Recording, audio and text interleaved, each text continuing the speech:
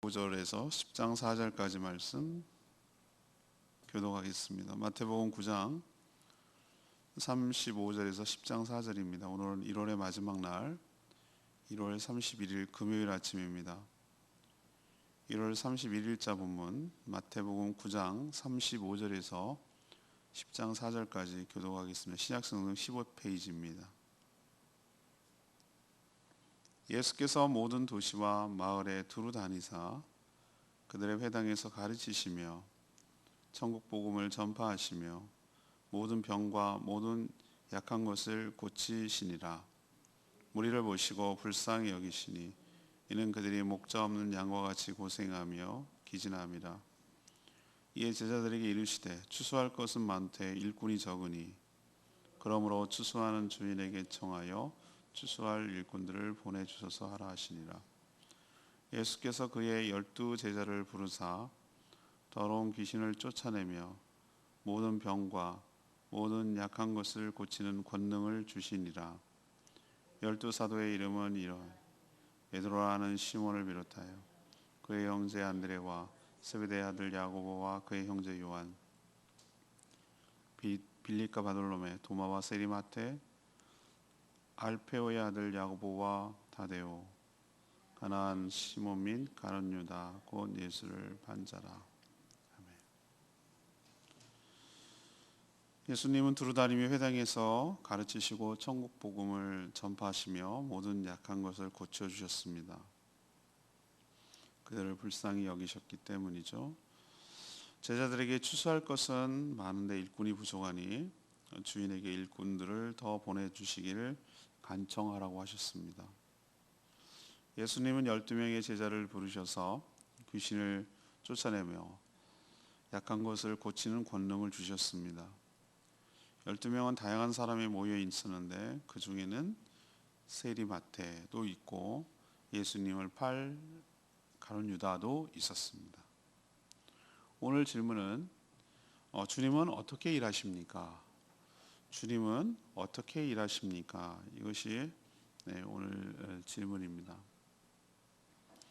먼저 35절에서 36절까지 말씀. 사람들을 불쌍히 여기셔서 그들의 목자가 되어 주셨습니다. 예수님은 모든 도시, 마을 두루두루 다니셨습니다.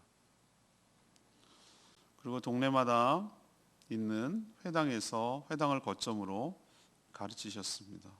그리고 천국 복음을 전파하셨습니다. 회당이 사람들을 만나는 전도 접촉점이 된 것이죠. 거기에 유대인들이 많이 매주마다 안식일마다 모이기 때문이죠. 그리고 동시에 모든 병과 모든 약한 것들 다 고쳐주셨습니다. 소위 예수님의 3대 사역을 이렇게 요약하고 있는 것이죠. 전 여기서 중요한 낱말이 모든이라는 말을 강조하고 싶습니다. 모든 지역을 다니셨습니다. 모든 도시와 마을에 다니셨다고 했습니다. 내가 가고 싶은데 모든 환경이 인프라가 좋은데 교통도 편리하고 숙박시설도 좋고 먹을 것도 많고 이런 데를 가시지 않은 거예요. 소외되고 어렵고 거기를 제외하지 않고 작다고 무시하지 않고 곳곳에 구석구석 모든 도시와 마을에 두루두루 다니셨다. 이 말을 우리에게 주는 시사점이 굉장히 큽니다. 이 얘기는 우리에게 하시는 말씀이에요. 네가 편한 곳, 네가 익숙한 곳, 그러지 말고 차별하지 말고 골고루 두루두루 다니면서 복음을 전파하라고. 얘는 안 돼. 얘는 틀렸어. 얘는 믿을 사람이 아니야. 이런 식으로 네가 판단하지 말고 모든 도시와 마을, 이걸 도시와 마을을 지역으로만 구분하지 말고 사람으로 치환을 한다면 가리지 말고 모든 사람에게 모든 지역에서 때를 가리지 말고 복음을 전하라는 하나님의 도전이고 우리에게 주는 교훈인 줄로 압니다. 모든 지역을 다니셨을 뿐만 아니라 모든 병과 모든 약한 것을 고쳐주셨다고 오늘 강조를 하고 있습니다. 이건 안 되고 이건 되고 그런 개념이 아니에요. 복음은, 주의 능력은 인간의 문제가 어떤 문제이건 간에, 그게 어떤 심각한 문제이고, 인간의 가장 큰 문제가 죄와 죽음인데 이것마저 극복했다면 나머지는 못 고칠 이유가, 못 고칠 문제가 없는 줄로 믿습니다. 주님께 가져가기만 하면 그분께서 해결하신단 말이죠. 이런 믿음이 우리에게도 있어야 돼요. 예수님이 이건 힘들겠는데, 이거는 우리는 무슨 전문이야, 우리는 중풍 전문이야, 이렇게 말하지 않으셨어요. 모든 질병과 모든 약한 것을 다 고쳐주셨다 그랬어요. 다 고쳐주셨다 그랬어요. 우리도 인간이, 문제없는 인간이 세상에 어디 있겠어요. 다 끌어안고 사는데 그걸 해결하지 못하고 절절매며 그냥 적응하고 그냥 포기하고 그냥 그렇게 사는 인생들이 얼마나 많습니까? 우리도 먼저 경험했잖아요. 우리도 그렇게 살아왔잖아요. 그런데 우리는 알잖아요. 그 맛을 알잖아요. 다는 알지 못해도 이제 맛보고 있잖아요. 우리 교회 공동체로 들어온 사람이 고백하는 게 뭡니까? 이런 거였어요? 밖에서 본 기독교나 그런 건 너무 자기는 잘못 오해하고 생각하고 있었다 이거예요. 그러나 안으로 들어와 보니, 경험해 보니 그게 아니라는 걸 알잖아요. 얼마나 사람들이 소외감을 느끼고 사랑받지 못해서 안타까워하고 힘들어합니다. 다 모두 사랑받지 못해서 생기는 병들이거든요. 조건 없는 사랑. 누가 나를 그냥 있는 그대로를 바라봐주고 수용해주고 용납해주고 격려해주고 사랑해주는 그런 곳을 없어가지고 막 찾는단 말이에요. 그런 거룩한 공동체를 통하여 치유되고 회복되는 역사가, 사람답게 행복하게 살아가는 역사가 주님 만나면, 주님을 통해서 그 은혜가 흘러가게 되고 변화가 될 줄로 믿습니다. 우리도 그래야 된다는 거예요. 왜 그렇게 사역하셨을까요? 왜 그렇게 해주셨습니까? 뭘 바라고 그렇게 하셨습니까? 바라는 거 없어요.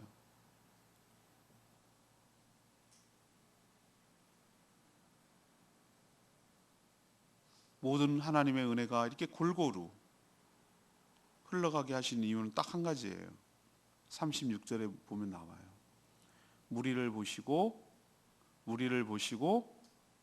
불쌍히 여기시니, 불쌍히 여기시니. 이는 because, 그 이유는 그들이 목자 없는 양과 같이 뭐하며 고생하며 기진맥진할 때 그 기진이에요. 사람이 먹지 못해가지고 사람 쭉 기운 빠지는 거 아시죠?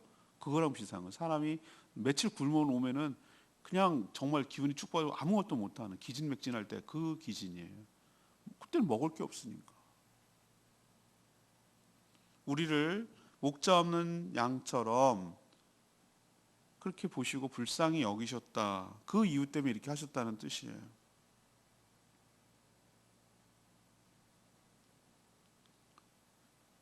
우리는 이게 실감나지 않는데 근처에 가끔 보면은 길고양이들 보면은 좀 그런 느낌이 들어요. 길고양이들 보면 참, 요즘은 저도 고양이를 참 좋아하고, 이게 보통 영물이 아닌데 뭐 이런, 저 고양이 나오는 프로그램 참 좋아하거든요. 개도 나오는 거 물론 좋아하는데 보면은 너무 이뻐요. 이뻐. 근데 그렇게 사는 고양이가 있는가 하면은 맨날 야옹야옹 거리면서 길에서 뭘 주워 먹고 사는지 모르는 고양이도 얼마나 많습니까? 길고양이의 평균 수명이 3년밖에 안 된대요. 3년 살면 잘 사는 거라고 해요. 근데 집에서 잘 먹고 잘 사는 최대 15년까지도 살 수 있다는 거예요. 얼마나 차이가 나면 3, 50, 5배 차이 나는 거예요. 왜 그렇습니까? 제때 깨끗한 물 먹고 좋은 사료 먹고 주인의 사랑을 받고 사니까 그렇게 되는 거 아니겠어요?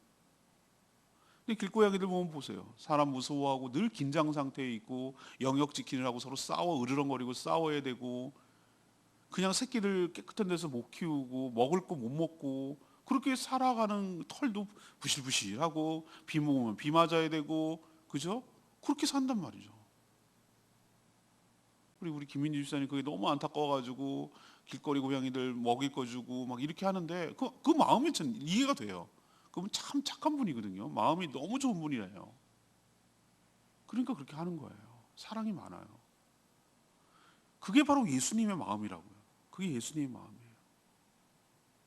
그걸 자기 돈 들여가면서 먹이 사가지고 하는 게 그 뭐가 남는 게 있습니까? 그냥 불쌍히 여기는 거예요. 그 존재 자체를 불쌍히 여기는 거예요. 그렇기 때문에 그렇게 기꺼이 희생하고 하는 거예요. 주님이 우리에게 뭘 기대하고 뭘 원하십니까? 딱 한 가지밖에 없어요. 그냥 목자 없는 양처럼. 양이라는 것은 목자 없으면 완전 찬밥이에요. 이거는 뭐 누가 보호해주지도 못하고 인도해주지도 못하고 고집은 세고 근시에다가 더워 죽겠는데 서로 뭉쳐서 있고 뒤집어지면 못 일어나고 공격할 수 있는 무기는 하나도 없고 딱 좋아. 딱 먹잇감으로 딱 좋단 말이에요. 목자 없는 양. 어디로 가야 풀밭이 있는지 어디로 가야 물이 있는지도 모르고 우왕좌왕하고 그렇게 고생하면서 기진맥진하는 사람들을 그 목자 없는 양처럼 보신 거예요. 그래서 불쌍히 여겨주셔서 말씀을 가르쳐 주시고 천국 복음을 전파하시고 그리고 치유하시고 고쳐주시고 회복시켜 주신 줄로 믿습니다. 여기에 호의적이거나 적대적인 사람을 다 가리지 않고 포함하셨어요. 차별하지 않으셨어요. 모두 돌봄을 받지 못하고 방치된 양처럼 대하셨어요. 양에게 있어서 목자는 절대적이에요. 예수님의 사역의 동기는 뭐라고요? 긍휼, 곧 불쌍히 여김이었어요. 우리 역시 어떤 마음으로 주의 일을 해야 됩니까? 주님은 그렇게 일하셨으니까 우리 또한 역시 어떤 마음으로? 긍휼의 마음으로, 불쌍히 여기는 마음으로 다른 사람을 대하며 섬기며 살려내는 일에 헌신하는 저와 여러분 되기를 소망합니다. 왜 그래야 되죠? 우리가 먼저 불쌍히 여김을 받았기 때문에, 우리가 그 혜택과 은혜를 받았기 때문에 우리 역시 주님의 손발이 되어 주님의 마음을 가지고 불쌍히 여기며 목자 없는 양을 돌보는 저와 여러분 되기를 소망합니다. 두 번째 얘기는 37절에서 38절까지 말씀.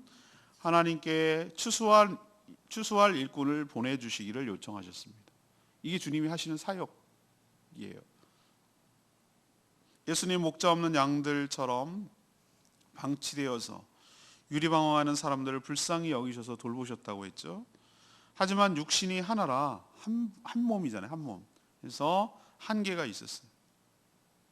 그때 거기서 어떤 일을 하면 지금 여기서 다른 일을 할 수가 없죠. 그 예수님 몸을 갖고 육신을 갖고 있었기 때문에 갈릴리에서 일하면 유대에서 일할 수가 없죠. 동시에. 그래서 제자들에게 뭐라고 얘기하냐면은 추수할 것은 이렇게 많은데 사람들이 밀고 들고 여러 사람들이 식사할 겨를도 없이 찾아오잖아요. 그렇게 굶주려 있고 그렇게 돌봄이 필요한 사람들이 많다는 뜻이잖아요. 치유하고 회복해 주지는 않고 바리새인들처럼 자랑하고 존경받기만 하려고 하고 가르치기만 하려는 사람들만 너무 많은 세상에 사람들이 너무 목말라하고 힘들어하잖아요. 이런저런 아픔과 힘듦과 어려움과 가운데 살아가는 사람들이 너무 많잖아요. 예수님 소문 듣고 그 멀리서 찾아오잖아요. 그만큼 할 일이 너무너무 많다는 거예요. 그런데 몸이 하나라. 그래서 그것을 추수에다 비유하잖아요. 추수할 것은 이렇게 많은데 정작 추수할 일꾼이 부족해. 일꾼이 부족하니 추수하는 주인에게 뭘 보내달라? 추수할 일꾼들을 더 보내주시기를 간청해라 라고 말하셨어요. 우리 교회는 너무너무 우리가 살고 있는 우리가 정말 착각하는 경우가 너무 많아요. 추수할 것이 없대. 추수할 것이 없대. 이게 얼마나 우리가 잘못 생각하고 있는지 알겠죠? 추수할 것은 널렸어요. 할 일은 너무너무 많아요. 근데 뭐가 정작 부족하다고요? 일꾼. 일꾼이 아니죠. 준비된 일꾼. 주님의 마음을 가지고 주님의 손발이 되어서 주님의 그 영혼들을 추수할 사람이, 그런 무장되고 준비된 사람이 필요한데 일꾼이 정작 부족한 거예요. 추수의 주인은 누구십니까? 하나님이세요. 하나님이 추수하시는 거라고. 그러면 영적 추수는 무엇입니까? 영혼을 구원하는 거예요. 영혼을 구원하는 거. 그렇죠? 그게 알곡들을 천국 창고에 쌓은 게 마지막 종말이라고 하셨잖아요. 근데 주님은 혼자 하지 않아요. 팀플레이예요. 혼자 단독 하지 않아요. 예수님은 항상 협동하고 동역하고 함께 일하기를 원하세요. 그래서 하나님이 불러 세우신 일꾼들과 함께 영적 추수를 함께 해나가기를 원하시는 거예요. 제자들에게 이렇게 말씀하시는 이유는 뭐죠? 먼저 너네들이 스스로가 내가 누구인지를 인식하고 있으라는 거예요. 추수한 일꾼으로 살아가는 뜻이고, 또 역시 제자들 역시 홀로 하지 말고 하나님의 일꾼들을 모아요. 하나님께 일꾼들을 청하여 함께 동역하라는 뜻인 줄로 믿습니다. 하나님 나라는 혼자 하는 거 아니에요. 함께 하는 거예요. 동역하는 거예요. 그러면 저같이 리더들은 뭘 해야 되는가? 일꾼들을 계속 하나님께 요청해달라고 기도하고 간구하고, 또 일꾼들을 세워가기 위해서 훈련하고 만들어내고, 그 방법을 가르쳐주고, 그죠? 영적 추수가 일어날 수 있도록 독려하고 격려하고 기도하고.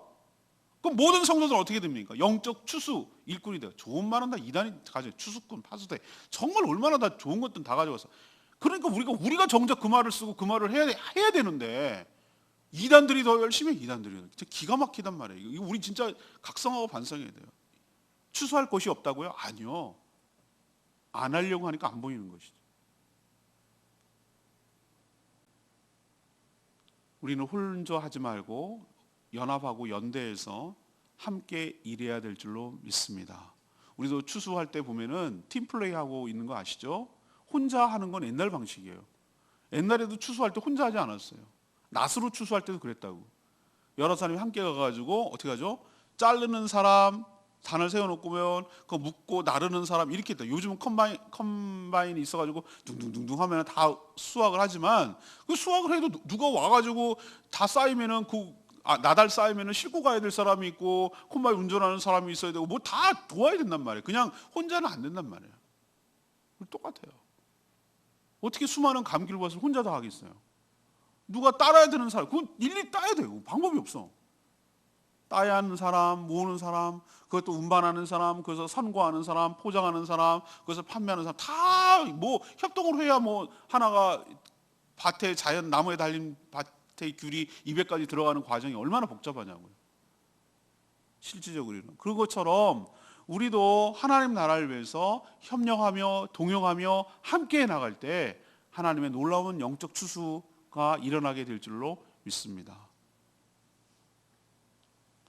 저는 가장 답답한 분들이 뭐 어떤 목회자 사이에서이지만 자기 교회밖에 모르는 분들을 난 정말 답답하게 생각을 해요. 물론 자신이 목양하고 있는 목회에 충실해야 되는 건 맞습니다. 목양도 제대로 못하면서 딴 일 하는 거, 그건 어불성설이라고 생각해요. 분명히 여기에 충실해야 돼요. 자기가 맡은 양떼에 대해서. 그러나 혼자서 이 지역 복음화를 위해서 할 수는 없어요. 서로 연대해야 돼요. 큰 교회는 큰 교회의 기득권을 내려놓고 그것을 손을 잡고 정말 자신이 할 수 있는 것들을 내어놓고 섬기고 이렇게 해야 되고, 작은 교회는 늘 그 패배의식과 열등의식에 꼭 둘러싸여가지고 그 정말 욕이나 하고 비난이나 하고, 큰 교회 대형 교회 비난이나 그런 식으로 그 열등감, 못난이 같은 모습, 그런 모습 보이지 말고 마음을 열고 함께 그 손을 잡고 이 지역사회를 위해서 함께 어떤 일을 힘을 시너지를 내고 같이 할 때 큰 역사가 일어나게 될 줄로 믿습니다. 전 제주 와서 참 감사한 것은 딴 지역에 비해서 워낙 좁아서 그럴까, 그리고 섬이라는 하나의 공동체 의식이 있어서 그럴까, 다른 지역에 비해서 상대적으로 굉장히 팀플레이를 잘하는 것 같아요. 그거는 밖에 있어 보면 알 수 있는 것이죠. 이런 교단과 교파 의식이 이렇게 없는 경우는 드물어요. 제가 보기에는. 딴 데는 막 서로 얘기도 안 하고 그러는데, 이렇게 진보적이고 보수적이라고 할 수 있는 모든 교단들이 서로 색깔이 너무 다르게 명확한 교단들이 있는데도 불구하고 서로 하고, 막 통합측은 자기네가 큰 교단이라고 막 위세 떨고 그러지는 않고, 또 손을 내밀고 모든 교단도 참여하고, 저는 이것이 너무 좋다고 생각을 하는 거예요. 이렇게 해야 되는 거예요. 우리의 경쟁 상대는 옆계 교회가 아니에요. 이 전체 정말 우리가 싸워야 될 것은 저 공중권세 잡은 자, 보이지 않는 저 흑암의 세력들과 싸워야 되는 거예요. 미신과 우상과 정말 저 흑암의 막 문화와 전통이란 걸로 자리 잡고 있는 저 악한 세력과 싸워야 되지. 그러려면 힘을 합쳐야 돼요. 함께 해나가야 되는 것이. 추수할 일꾼이 필요한 때에 우리도 이런 의식을, 주님의 마음을 가지고 함께 추수할 일꾼이 되어서 함께 사역해 나가는 저와 여러분 되기를 소망합니다. 마지막 세 번째는 무엇입니까? 10장 1절에서 4절까지 말씀인데, 제자를 불러 세우시고 자신의 권능을 주셨습니다. 이게 하나님 일하시는 방식. 예수님은 추수할 일꾼을 보내달라는 간청을 제자를 불러 세우는 것으로 시행하셨어요. 본인이 그렇게 지금 하고 계시잖아요. 사실 예수님을 따르는 자들은 엄청 많았어요. 무리가 따랐다고 그랬잖아요. 무리. 근데 무리가 다 제자는 아니에요. 여러분 여기 참 주목해야 됩니다. 수많은 무리가 따랐다고. 무리를 또 불쌍히 여기셨어요. 그렇지만 무리가 제자입니까?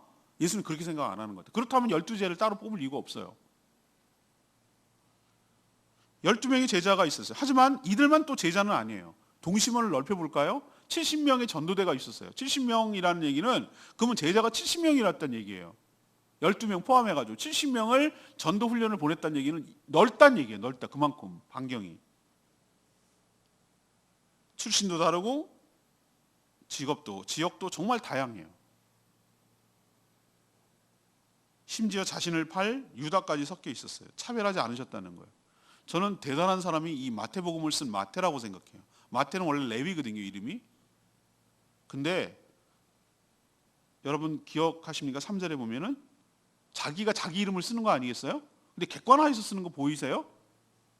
자기를 쓰는 거잖아요. 자기가 쓴 거잖아요. 근데 빌립과 바들로메, 도마와 세리, 마태 이런 말 썼다는 거. 뭐 여러분은 그냥 그럴 수 있다라고 생각하죠. 마태가 물론 이름이 동명이인이 많으니까 이렇게 썼다 이렇게 생각이 들기도 하지만 자기 이름을 쓸 때 모르겠어요. 자기 12명 정도 되면 누군지 아는데 굳이 밝히고 싶지 않은 얘기를 쓰겠어요? 자기 직업이 뭔지? 세리라는 얘기는 당시 죄인의 대명사란 말이에요. 이번 주일날 설교 내용이 그런 내용인데 뭐 이런 얘기를 쓰고 싶겠어요. 레위였는데 이름도 포장하면 마태 그냥 이렇게 하면 되지 뭐. 근데 세리 출신 마태 그 얘기를 하고 싶은 거예요. 이거를 내가 어떤 사람이었는데 나 같은 사람도 예수님의 제자가 되어서 이렇게 일할 수 있어 라는 걸 일부러 보여주는 것 같아. 그리고 그 뒤에도 나와요. 가나안인 시몬, 가룟 유다 곧 예수를 판 자라. 이 사람이 우리는 이건 다 끝나고 나서 썼기 때문에 이 가룟 유다가 어떤 사람이었는지 나중에 알고 쓴 거잖아요. 그죠? 팔 사람도 주님의 제자로 들어가 있다라는 얘기를 하는 게 뭐죠? 주님께서 차별하지 않으셨지만 분명히 제자는 있으셨다라는 것을 보여주고 있잖아요. 그러면 이렇게 제자를 12명을 따로 불러 세우셨는데 바로 영적 추수의 현장으로 보내셨습니까? 안 그렇습니다. 안 보내셨습니다. 중요한 말은 무엇이죠? 1절에 있는 말씀. 먼저 자신이 가진 권능을 제자들에게도 부어주셨어요. 더러운 귀신들을 쫓아내며 모든 병과 모든 약한 것을 고칠 수 있는 권세와 능력, 권능을 그들에게 부어주신 줄로 믿습니다. 왜 주십니까? 너네들 힘 갖고 하는 거 아니라고. 네가 하는 거 아니라고. 주님이 주신 권능으로 어둠의 세력에 붙잡혀서 신음하는 자들, 목 잡는 양같이 유리방황하며 기신맥진하는 자들, 고생하는 자들을 어떻게 하나? 복음으로 주신 권능으로 해방시켜서 그들을 구원하라고 주시는 하나님의 특별한 선물이자 능력인 줄로 믿습니다. 복음은 해방과 자유예요. 그래서 복음이라고 말하고 기쁜 소식이라고 말하는 거예요. 그래서 저는 유심히 본 것이 2절에 있는 표현이었어요. 분명히 1절에는 그 12제자를 부르사라고 표현했지만 2절에 보면은 12사도의 이름은 이러하니라 이렇게 말하고 있어요. 그게 가가 아닙니까? 맞습니다. 근데 여기서 중요한 시사점은 제자로 시작해서 훈련받아가지고 궁극적으로 무엇을 하기 위하는가? 주님의 보내심을 받아 주의 일을 하는 사도로 파송한다는 거예요. 여러분 기억하셔야 돼요. 우리 역시 훈련을 받아야 돼요. 내적으로. 먼저 거듭나고 주님의 자녀가 되고 주님의 일꾼이 되는 일부터 시작해야 돼요. 그리고 주님의 일꾼 나왔다는 것은 무엇인지 주님의 마음을 배워가야 되고 주의 권능을 받아야 되고 믿음을 가져야 돼요. 먼저 내가 체험이 있어야 돼요. 하나님의 살아계심이 체험돼야 되고 하나님께 기도하고 간구하면 어떤 역사가 일어나는지를 봐야 되는 것이고 영적 추수의 현장에서 그 놀라운 감격을 경험해야 되는 것이고 이게 저는 제자 훈련이라고 생각해요. 예수님은 보여주셨어요. 그리고 배우는 것으로 그치지 않았어요. 주님은 보내세요. 전도 훈련을 보내시고 다음 주 월요일 날 나오는 게 그 얘기예요. 전도 훈련하는 얘기예요. 보내셔요. 사도로 보내세요. 우리도 사도의 역할을 제자로 끝날 게 아니라 사도로 해야 하는 책임이 저에게 있는 줄로 믿습니다. 우리에게 하나님께서 거저 보내시지 않고 우리 안에 성령을 주실 때는, 성령을 주실 때는 그것은 구원의 확증을 의미한 것이기도 하지만, 성령께서 우리 내적으로 우리에게 하시는 일은 성령의 9가지 열매, 성품이 나오도록 우리를 다듬어 가시고 변화시키고 하나님의 사람으로 하나님의 자녀답게 만들어 주실 줄로 믿습니다. 우리 내부로는 그래요. 그러나 바깥으로 보면 우리에게 은사를 주세요. 은사. 우리에게 은사를 주신다고. 은사는 곧 권능을 말하는 거예요. 우리가 할 수 없는 그거, 우리 자연인 내가였으면 할 수 없는 그거, 그것을 하나님께서 은사를, 그 목적은 딱 한 가지예요. 영적 추수를 위해서 가서 구원하는 일에 너가 쓰임받으라는 뜻이에요. 저에게도 은사를 주셨어요. 말씀의 은사를 주셨어요. 가르치는 은사를 주셨어요. 그 너만을 위해서 쓰라는 거 아니에요. 그걸 가지고 하나님 나라를 확장하는데 존귀하게 쓰임받으라고 주신 줄로 믿습니다. 안 쓰면 걷어가세요. 그러니 여러분도 여러분이 주신 은사를 발휘해서 몸된 교회, 교회가 뭐 건물을 세우는 게 교회가 아니고 사람을 세우는 거, 사람을 세우는 거. 이 일에 힘쓰고 다음 세대를 세우는데 힘쓰고 이렇게 하는 때 하나님께 영적 추수에 동참하고 있는 줄로 믿습니다. 레마 말씀 38절. 그러므로 추수하는 주인에게 청하여 추수할 일꾼들을 보내주소서 하라 하시니라. 예수의 말씀 지금도 전 동일하다고 생각해요. 정말 추수할 것은 많아요. 사탄의 달콤한 유혹, 무서운 위협 앞에 꼼짝도 못하면서 영안이 가려 무지와 고집 속에 평생을 갇혀 지내는 자들이 얼마나 많은지 몰라요. 널렸어요, 주변에. 예수 그리스도의 복음을 통해 이들을 해방시킬 책임이 우리에게 있는 줄로 압니다.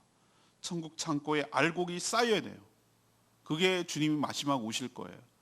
예비된 자, 택한 자들이 다 쌓여야 주님이 오시지 않겠어요? 아직 그들에게 복음을 전하지 않고, 그래서 지금 늦추고 있는 거예요. 그때까지 기다리고 있는 거죠.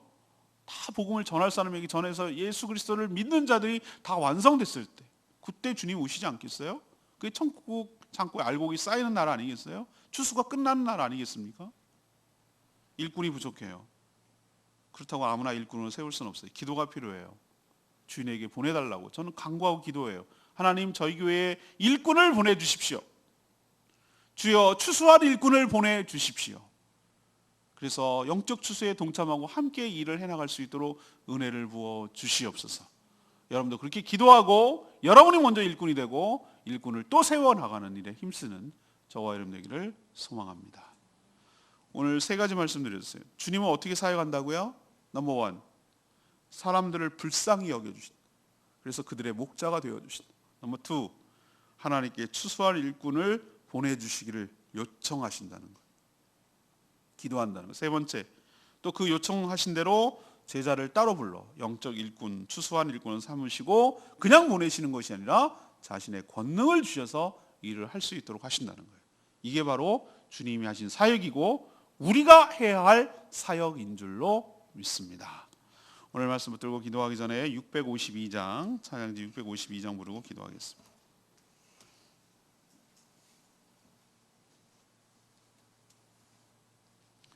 찬양지 652장, 하나님 아버지의 마음, 그렇습니다. 하나님, 우리 마음 가운데 주님의 마음이 부어지게 하여 주시옵소서. 아버지, 당신의 마음이 있는 곳에 나의 마음이 있기를 원해요.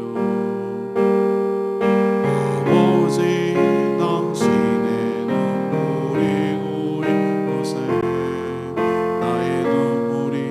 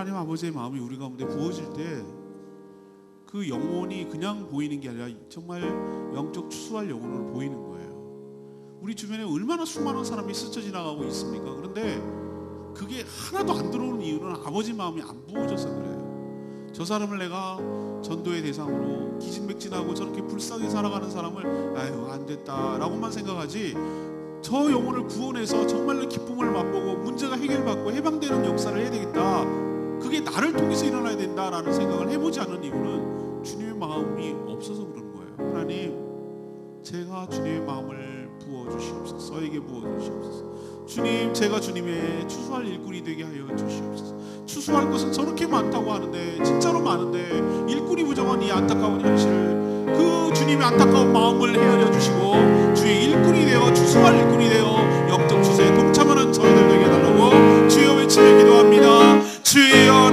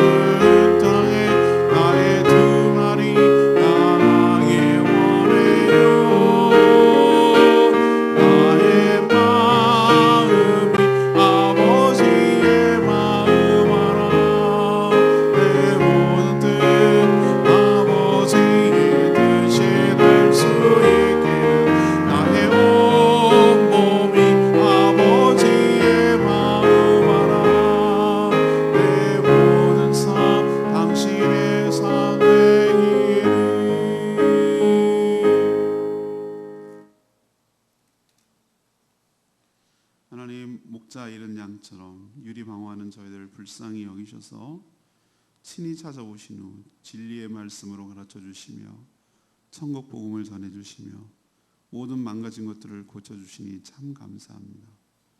지금도 참 목자를 만나 돌봄을 받지 못해 고생하며 기진맥진하는 자들이 참 많습니다. 저희들이 이런 자를 추수한 일꾼으로 삼아 주시고 일꾼으로 살아가겠습니다. 또 저희와 같이 함께 동역할 일꾼들을 보내주시옵소서. 저희같이 부족한 자들 주님의 귀한 제자로 삼아주시고 사도로 보내주시고 엄청난 권능을 부어주셔서 감사합니다. 주님께서 주신 권능으로 영적 추수에 동참하며 힘쓰며 살게 하여 주시옵소서. 오늘도 간구하는 모든 기도 주님께서 응답하여 주시기를 원하며 기도조차 못하는 연약한 자들 불쌍히 여기셔서 대신 간구하고 기도할 때 응답하여 주시옵소서. 신종 코로나 바이러스 때문에 온 세계가 몸살을 앓고 있고 공포에 질려 있습니다. 주님, 저희들의 교만함과 어리석음을 용서하여 주시고 평화를 잃어버린 이 모든 인간들에게 주님이 평안을 주시는 분으로 오심을 깨닫게 하여 주시고 두려워하지 말라 믿기만 하라 하신 주님의 말씀을 통하여 평안을 얻도록 두려움을 이기도록 주님께서 은혜를 베풀어 주시고 이 질병이 속히 사그러지도록 하나님께서 은혜를 부어 주셔서 하나님의 자비하심이 불쌍히 여기심이 얼마나 큰지 깨닫게 하여 주시고 인간의 오만함과 교만함과 증오와 미움과 배척과 악함이 회개되고 고쳐지고 새로운 삶을 살아갈 수 있도록 교훈을 얻게 하여 주시옵소서. 오늘 모이는 목장들마다 축복하시고 은혜가 넘쳐나게 하여 주시옵소서. 주님께 모든 것 맡기며 예수 그리스도의 이름으로 기도합니다. 아멘. 오늘 하루도 주님의 은혜 가운데 살기를 축복합니다.